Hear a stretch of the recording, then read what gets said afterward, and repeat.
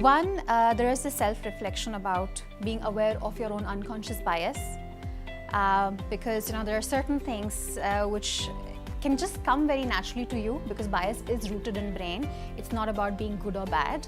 So being aware of your unconscious bias, and the second important part which comes with it is being aware of the moments when you can get into that unconscious bias zone. Because not all the time 24/7 one is biased, but there are certain circumstances. For example, I know about myself that when I'm in a hurry to take a decision, that the state of hurry can actually take out my unconscious bias much more than if I had all the time in the world to take all decisions. Once you're aware of your own unconscious bias, it gives you the courage and the confidence to point it out when you actually see it happening in the environment. Now, diversity and inclusion go hand in hand. But when you bring an inclusion, it minimizes insider versus outsider culture. It motivates colleagues. It improves productivity. It helps colleagues to feel more engaged and have fun at work.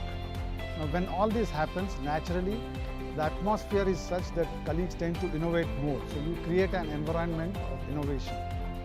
And that's why I feel inclusive culture is important. So the world around us is changing. And with this changing world, all established norms, practices, standards tend to break down. You have to innovate to keep up. And innovation relies on people actually giving radical new thoughts, new ideas. And people will only do that if they feel trusted enough and safe enough to actually come up with those ideas.